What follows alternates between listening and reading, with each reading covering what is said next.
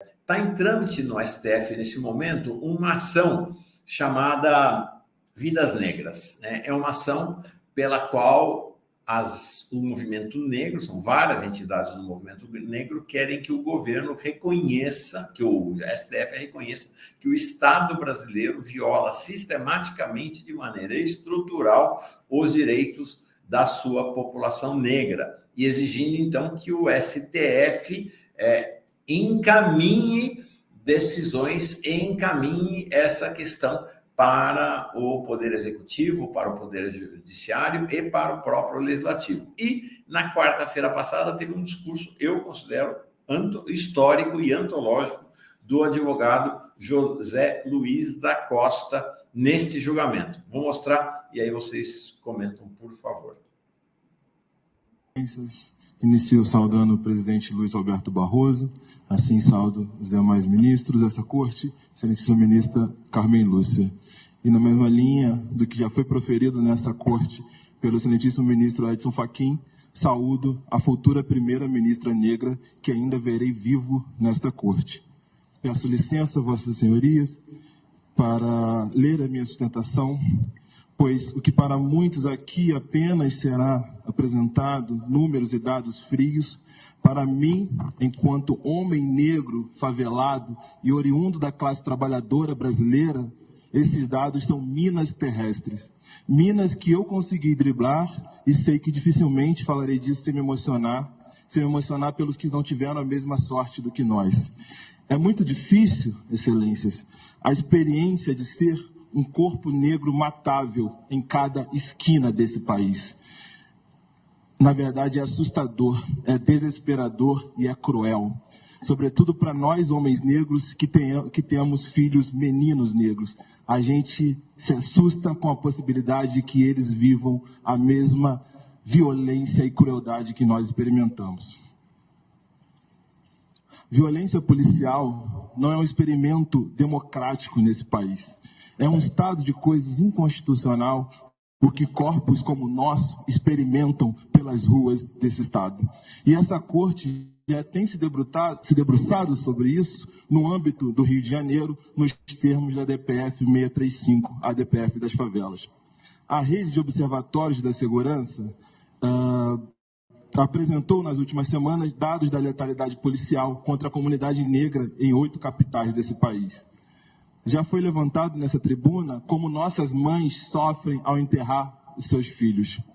Complemento o que já foi falado, que informando e reforçando que a letalidade do Estado brasileiro contra a comunidade negra tem gênero. O Brasil precisa reconhecer que o corpo negro masculino é o ser matável deste país, pelo Estado ou pelo cidadão, que reconhece o desinteresse ou, quiçá, o interesse do Estado brasileiro na nossa morte. A cada 4 horas, a polícia da Bahia mata um homem negro. Somos 95% das vítimas dessa polícia. A cada 8 horas, a polícia do meu Rio de Janeiro mata um homem negro. Nós somos 87% das vítimas da polícia do estado do Rio de Janeiro. A taxa de homicídio contra homens negros é 4 vezes maior do que contra homens brancos, ministro Fux. No ponto mais distante do gráfico de mortes violentas entre esses dois grupos, homens negros chegam a ter uma taxa de mortalidade de 166 mortes por 100 mil habitantes, enquanto para homens brancos esse número fica em 39 mortes por 100 mil habitantes. No campo das mortes violentas intencionais separadas por gênero, homens negros são 93% dos mortos. Em 2020, 12 mil homens negros foram mortos por armas de fogo nas capitais deste país, enquanto 2.500 homens brancos foram mortos por arma de fogo nas capitais desse país. Concluo falando, e com isso reafirmo, que essa realidade, excelentíssima ministra Carmen, não cabe no conceito de democracia que me for ensinado na faculdade. Por fim, concluo falando de meninos negros e evasão escolar. Quase metade dos homens negros não concluíram o ensino médio. 80% das pessoas presas no Brasil não concluíram o ensino médio. E esses dados se cruzam. Homens negros são a maioria da clientela do sistema prisional brasileiro. Dos 10 milhões de jovens que deixaram de frequentar a escola, 71 são meninos pretos e pardos. São 7 milhões de jovens que não terão a oportunidade de romper o ciclo da pobreza, da miséria, que irão trabalhar em condições precárias, vulneráveis e se distanciar do mercado de trabalho formal, senhor presidente, e se aproximar da violência urbana dos guetos e periferias. Uma das razões disso é a violência racial das escolas. E tenho certeza que todo menino negro deste país já foi dormir sem nunca mais querer ter pisado na escola que frequentava. Simplesmente por não mais querer ou não mais conseguir lidar com a violência desse espaço, que deveria ser um espaço de cuidado e acolhimento, e para mim é um espaço de violência.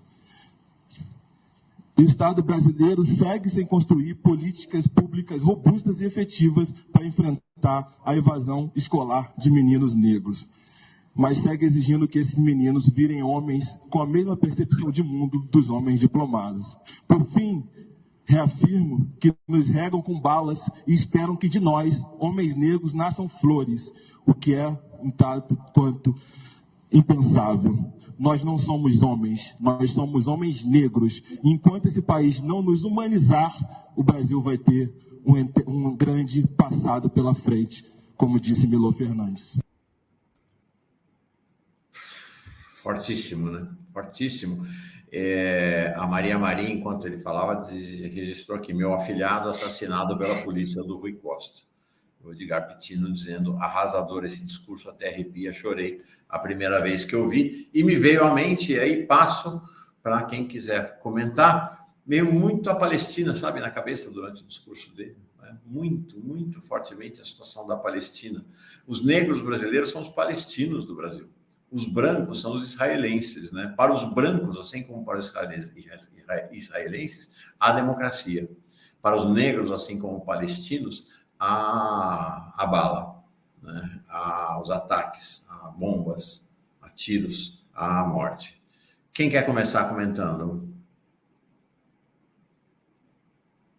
Posso comentar, então, né? Eu acho que, sem sombra de dúvidas, as nossas lutas se equiparam. Acho que por isso que eu me tornei tão aguerrida na defesa da Palestina, depois que a gente teve acesso, né, à crueldade que acontece lá. E vendo esse advogado falando, me vem muito os meus amigos, os meus irmãos, o meu companheiro, que é um homem negro. Né? Quando meus irmãos saem para ir para uma festa, para uma balada, saem à noite, minha mãe e eu, a gente fica desesperado porque pode não voltar. Né, a maioria dos meninos negros que estão presos por conta do tráfico de drogas ou por conta, né, de questões relacionadas à droga, são negros sem antecedentes criminais que são presos com uma pequena quantidade de droga, né? Então é muito complicado ver isso. E o advogado fala, né, o tanto de barreira que a gente precisa romper para chegar em algum status, para chegar em alguma posição. Quando nós pedimos uma mulher negra para o STF, é justamente porque a gente sabe que a caminhada para ela chegar a ser uma mulher jurista, né, competente para exercer aquele cargo, foi muito difícil. Ela precisou romper muitas barreiras, abrir mão de muitas coisas. Ninguém sabe, eu não falo muito sobre isso, mas eu reprovei 2 anos na escola. Eu reprovei a 5ª série, eu reprovei a 8ª série, porque eu não tinha condições de ir para a escola, porque era um espaço cruel para mim, primeiro pela pobreza que a gente enfrentava, por não ter roupa, para ter uma muda de roupa todo dia na escola, e a gente sabe que as crianças, às vezes, né, é um ambiente que é cruel, elas falam mesmo, isso acaba prejudicando todo o aprendizado. Então, eu repeti de ano 2 vezes até conseguir achar uma escola onde tinham professores qualificados para entender aquela situação e me dar um norte na vida, né? Mas não é toda menina negra que encontra uma escola qualificada com professores que se atentem a isso hoje em dia. Então, eu não vou me emocionar aqui, porque ainda quando a gente se emociona, ainda tem que ouvir, né, que é vitimismo, que é mimimi e tudo mais. Mas eu acho que não tem muito o que ponderar, o que considerar depois da fala dele. Essa é a nossa realidade, né? Aquilo que a gente enfrenta, aquilo que eu falo sempre aqui para vocês. Né? Não sei se a Ana quer comentar. Não, assim, eu acho que esse depoimento que a Rebeca nos faz com a mulher negra, nós brancos, é uma abstração total. Né? Quando uma mãe recomenda para o seu filho, né, quando sai à rua, atravessa a rua, olhe com os olhos para baixo, nenhum pai, nenhuma mãe branco diz isso para os seus filhos. Né? Então, eu acho que nós vivemos o nome dessa sociedade, a equivalência com a tragédia palestina, ela é absolutamente justificável, porque é um regime de segregação racial. Vamos ser claros aqui.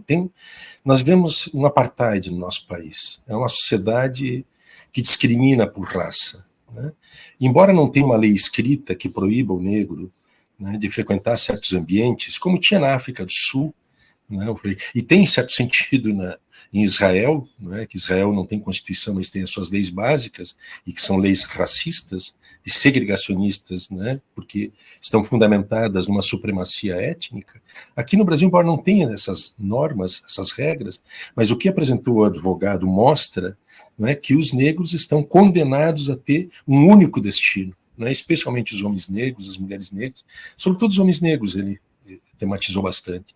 Então veja que não precisa ter lei para esse regime, não é uma lei escrita. Tem leis não escritas que são, né, observadas e que se traduzem nesta vedação do acesso, né, de negras e negros aos espaços reais de poder, para que nós tenhamos uma outra subjetivação da nossa sociedade, né, da nossa forma de pensar o mundo e como se interpretam as leis. Porque eu duvido que, também não é uma generalidade, não tem uma garantia em si mesmo, né, que uma mulher ou um homem negro, né, vão defender, né, os avanços no sentido de uma sociedade antirracista. Mas a probabilidade de que isso aconteça é muito maior do que só tendo exclusivamente homens e mulheres brancos ou brancas nesses lugares. Então eu como homem, né, e homem branco, eu tenho como princípio, né, que é um princípio da física, né, um espaço ele não pode ser ocupado por dois corpos, né, e se os brancos não tirarem os seus corpos desses espaços e abrirem espaços para que os negros ocupem esses espaços, eles nunca vão, né, ocupar. E para o homem é uma advertência dupla, que nós temos que renunciar a esse espaço enquanto homens brancos, né, para que homens negros entrem, mas sobretudo para que as mulheres e as mulheres negras ocupem esses espaços de representação e de poder.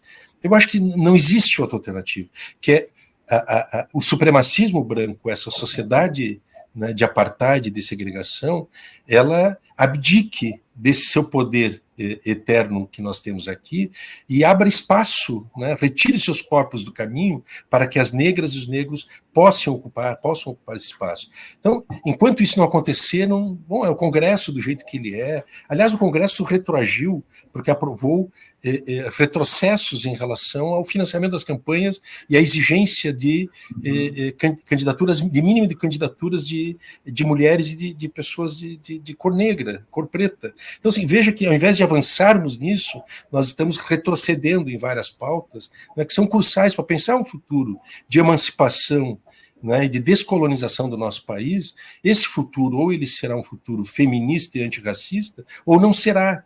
E esse é um requisito fundamental e que eu acho que, sobretudo, os brancos, homens brancos, eles têm uma responsabilidade, né, diferenciada, né, nessa tentativa de democratizar e superar o apartheid, a segregação racial que nós temos aqui no Brasil. Ana? Eu queria só acrescentar muito brevemente que existem janelas aí de oportunidades, né? Que vai ser uma pena se o governo Lula não aproveitar a oportunidade de fazer reparação, de ter ações de reparação, né? De nomear mulheres negras para esses cargos que estão sendo em que há oportunidade de nomeação, porque essa seria uma omissão muito forte que a história pode cobrar de uma forma muito, muito forte.